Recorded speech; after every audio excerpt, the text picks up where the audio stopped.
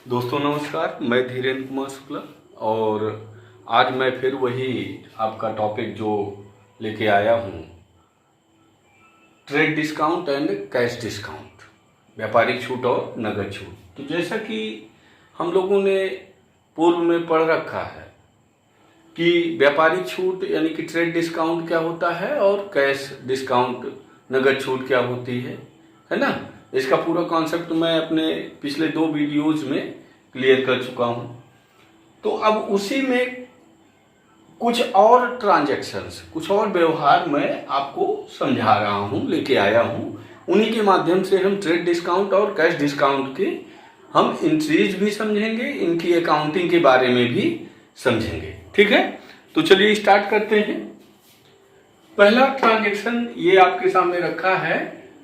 राम को 20,000 रुपए सूची मूल्य का माल 10% व्यापारिक छूट व 5% नकद छूट पर उधार बेचा। इस शब्द पर आपको विशेष ध्यान देना है। अब उधार बेचा है, कल हमने जो लिया था ट्रांजैक्शन उसमें नगद बेचा था। तो देखिए यहां पर आपको एक बात विशेष ध्यान देना है कि व्यापारिक छूट तो आपको हमेशा सूची मूल्य पर ही मिलेगी। व्यापारिक छूट हमेशा सदैव आपको व्यापारिक छूट पर ही मिलेगी, लेकिन जो नकद छूट है, कैश डिस्काउंट है, सिर्फ उतने मूल्य पर दिया जाता है या मिलती है जितना हम तत्काल कैश पेड करते हैं या कैश रिसीव करते हैं। जितना हम तत्काल में कैश रिसीव करते हैं या कैश पेमेंट करते हैं, अर्थात जो नगद क्रय या विक्रय होता है या कुल क्रय विक्रय का वह भाग जितना नगद हो, उतने भाग पर ही हमें नकद छूट अलाउ की जाती है। नकद छूट सिर्फ नकद क्रय विक्रय पर ही, कैश सेल्स हो या परचेज हो, उतने पर ही, उसी पर अलाउ होता है। उधार क्रय या विक्रय पर, खरीद या बिक्री पर कैश डिस्काउंट नहीं मिलता है, नहीं दिया जाता है। ठीक है ना, तो इस बात को ध्यान रखिएगा।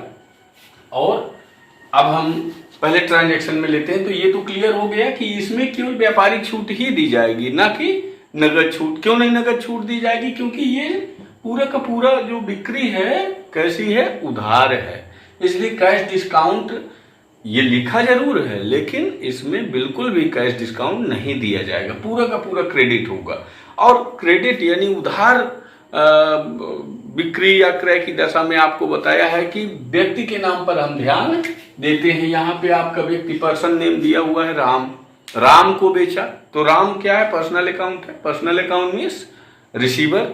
राम कौन हुआ? रिसीवर। राम को बेचा है तो रिसीवर को हम डेबिट करते हैं, गिवर होता तो क्रेडिट होता। तो यहाँ पे ये आपका फॉर्मेट जो होता है, date, particular, LF, amount debit और अमाउंट क्रेडिट।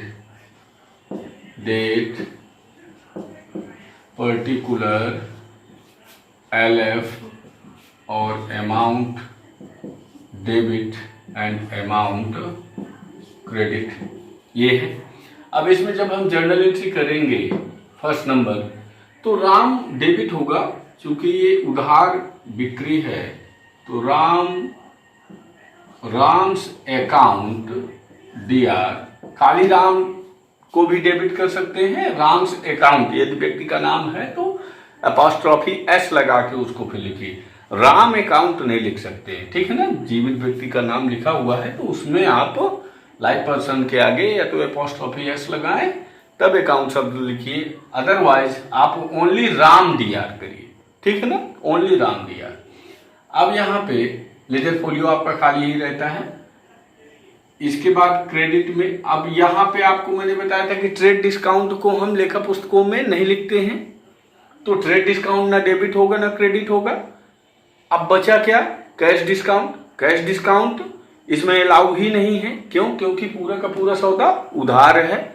तो इस कंडीशन में हम टू सेल्स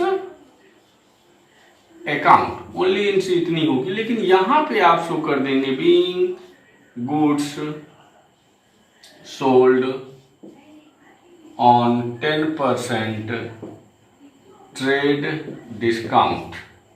अब ट्रेड डिस्काउंट आपको ये भी बताया है कि हमेशा हम जो भी सूची मूल्य होता है उसमें से व्यापारिक छूट काटने के बाद जो मूल्य बचता है उसे हम पुस्तकों में लिखते हैं।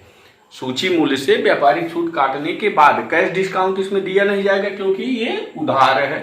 तो यहाँ पे आपका जो है 20,000 रुपया है, 20,000 का 10%, 20,000 का 10% कितना हुआ 2,000 रुपये। 2,000 माइनस करने के बाद आपका कितना बचता है 18,000 रुपया। ये आपका डेबिट होगा, उतना ही आपका क्रेडिट होगा।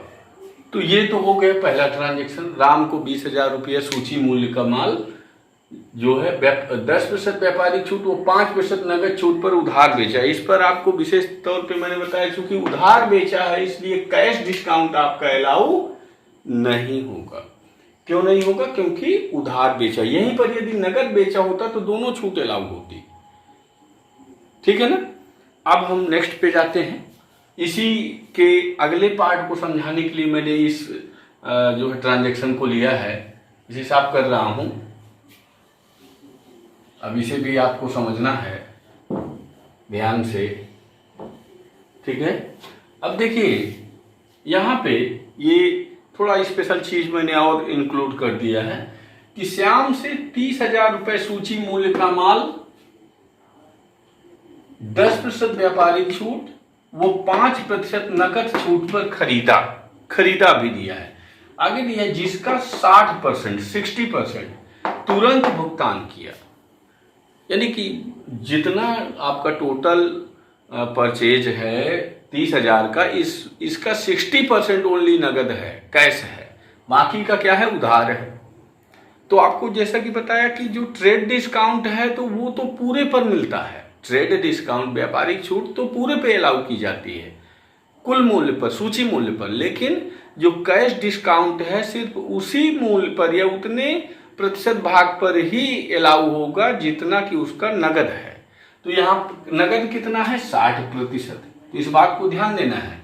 तो ये कैलकुलेशन मैं कुछ इधर करके रख रहा हूँ क्योंकि जगह नहीं है। तो ये लिस्ट प्राइस आपका दिया हुआ है कितना 30,000। लिस्ट प्राइस कितना है 30,000।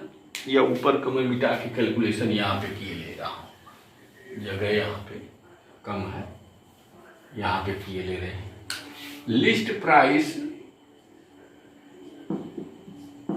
प्राइस आपका दिया हुआ है 30,000। इसमें से माइनस का ट्रेड डिस्काउंट कितना है 10%। 10% ट्रेड डिस्काउंट है, कितना आया 3,000। अब ये कितना बचा 27,000 बचा। इस वैल्यू को हम यहाँ पे बुक्स में शो करते हैं और इसी वैल्यू से आगे के कैलकुलेशन पर ध्यान देंगे। अब यहाँ पर ध्यान दीजिए कि 5% नगद छूट है, तो इस मूल्य पर हम 5% नगद छूट अलाउ नहीं करेंगे, बल्कि इसका जो 60% होगा उस पर 5% नगद छूट मिलेगी, क्योंकि 60% ही तो इसका पेमेंट किया है। तो इसका 60% निकालेंगे तो यहाँ पे 27,000 इंटू 60/100 ये कितना आया। तो 0 0 कैंसिल हो गया आपका, 0 0 6 7 42 6 दूनी 12 4 16,200।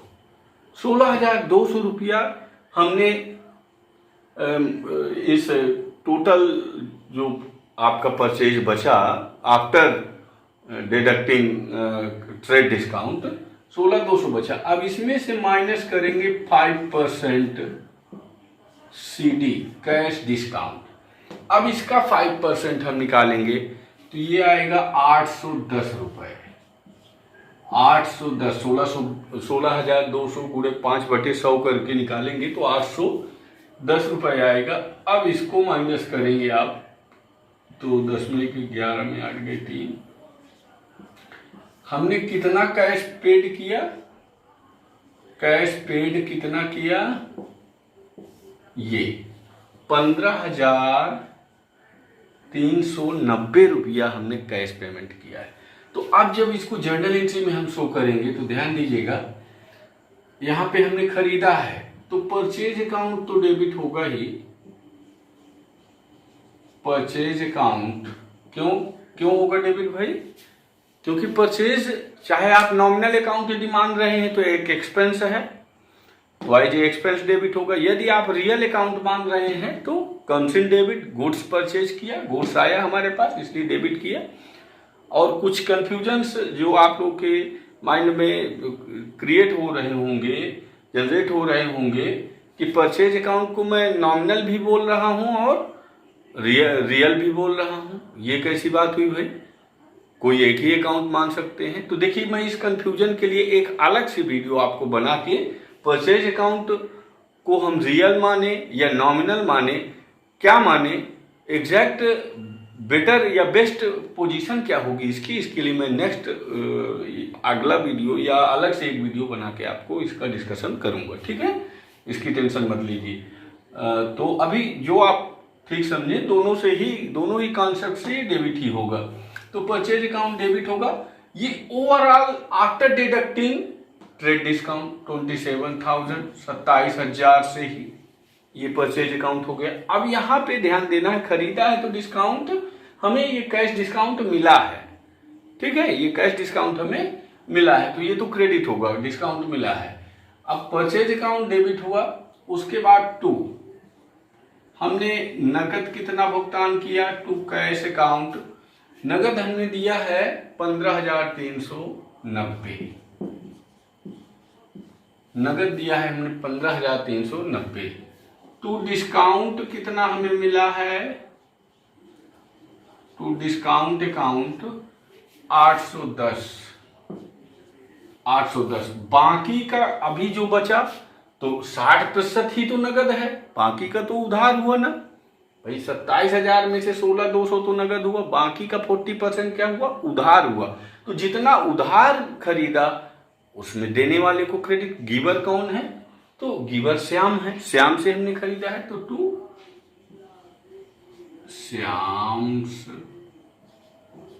अकाउंट कितना होगा, इसका 40% आप ले लें तो 0 0 4 7 28 4 2 8 2 10 10,800 रुपया, 10,800 रुपया। अब नरेशन वही being goods purchased on 10% trade discount and 5% cash discount, बस दैट्स इट। ये आपका प्रोसीजर है इसमें। तो अपेक्षा करता हूँ दोस्तों कि आपके समझ में आया होगा। फिर भी यदि कोई कन्फ्यूजन्स आपके माइंड में रह जाती हैं उन्हें कमेंट के माध्यम से मुझे सूचित करिए और मुझे अवगत कराएं कि क्या कहाँ पे कन्फ्यूजन है, कहाँ पे कमियां रह गई हैं, ठीक है? तो आगे आपका शेष नेक्स्ट वीडियो में। धन्यवाद, नमस्कार।